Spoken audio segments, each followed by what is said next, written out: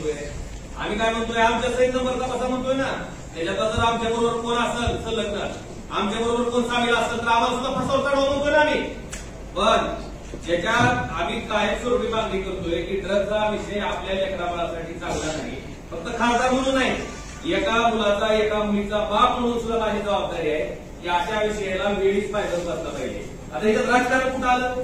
जी लोक ड्रग विक्री करत होती, ज्या लोकांनी ड्रग्सचं व्यसन केलं, ती लोक शाव झाली आणि जी त्याच्यावर बंद व्हावं म्हणून प्रामाणिक प्रयत्न करते ती जोर झाली का?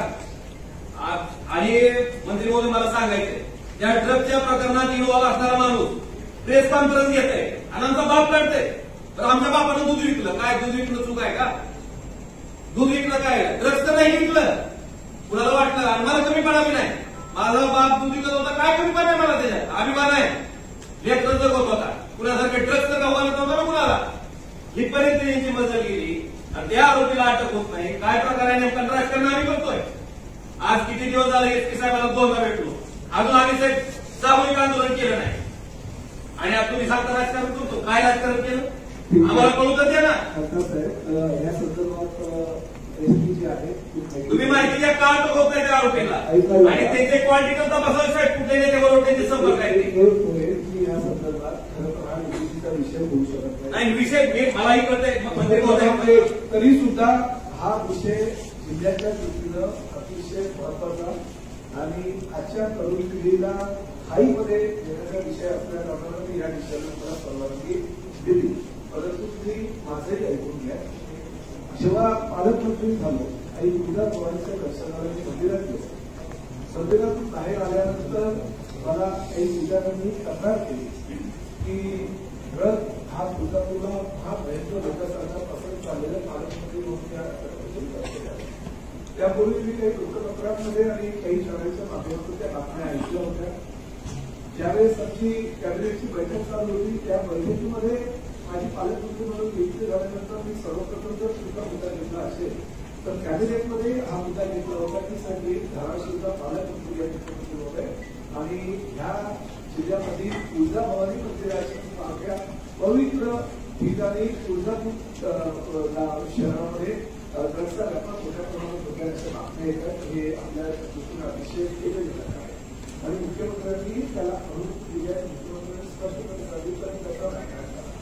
त्यानंतर मी जेव्हा तुळजापूरला आलो तेव्हा तुळजापूरला काही जनतेचं दर्शन घेतल्यानंतर बाहेर आल्यानंतर पुजाऱ्यांनी मला वस्तुस्थिती सांगितली आणि मी लगेच एसपीला सांगितलं की याच्यावर ताबडतोब कारवाई करा. कुणी असेल, कुणी बायका लाल असेल, कुठल्याही पक्षाचा असेल, भले तो माझ्या पक्षाचा असला तरी किती मोठा होता, त्याला निष्प्रयामूत करा, काढून टाका, अशा प्रकारच्या सूचना मी एसपीला दिल्या.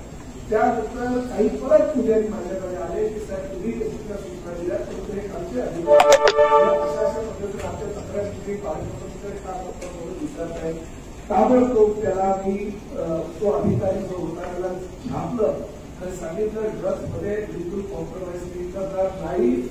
जर कुठल्याही पक्षाचा आणि कुठलाही माणूस, कुठलीही व्यक्ती, कुठलाही नेता ह्या प्रकरणात असेल तर त्याला निष्प्रयामूत करा. पूर्ण सरकार माझ्या पाठीमागे आहे. मुख्यमंत्री आणि माननीय उपमुख्यमंत्र्यांची माझी चर्चा झाली आणि त्यानंतर तुमच्या माहितीकरता सांगतो मी सातत्याने ज्या ज्या पद्धतीनं वृत्तपत्रांमध्ये बातम्या येतात त्या ज्या पद्धतीनं किती शहराजवळ बातम्या या संदर्भात ऐकायला लागल्या आणि एसपीच्या संपर्कात होतो.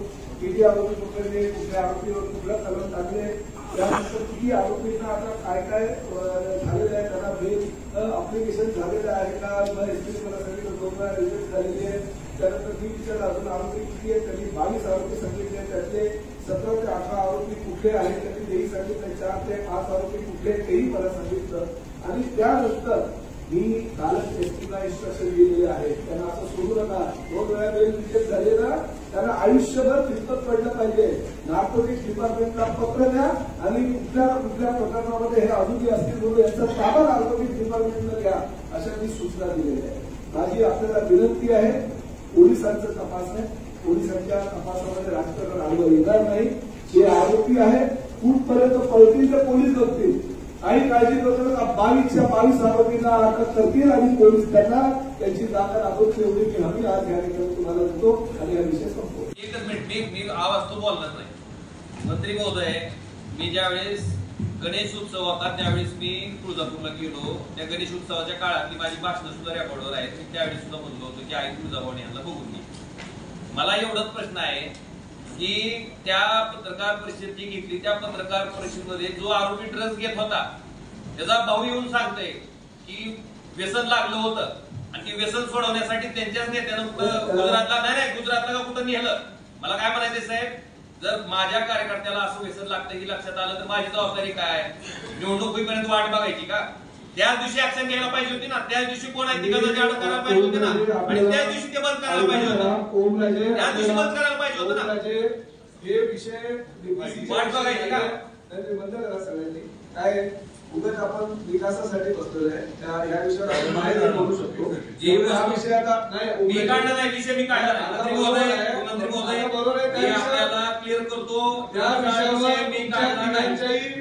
राणादादांच्या आणि माझ्या भावना सारख्या आहेत. अजून मी आज जाहीर करतो की मी या ठिकाणी आज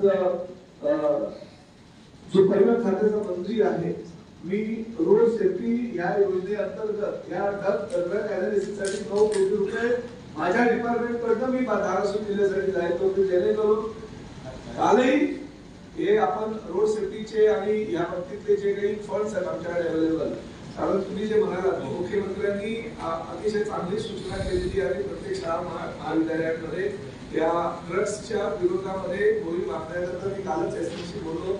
प्रत्येक महाविद्यालयामध्ये आणि शाळेमध्ये एक पोलीस PSI अधिकारी, महिला अधिकारी आणि एक पुरुष अधिकारी यांनी सातत्याने जावं आणि या ड्रग्सच्या विरोधामध्ये ज्या ज्या काही गोष्टी करता येईल आपल्याला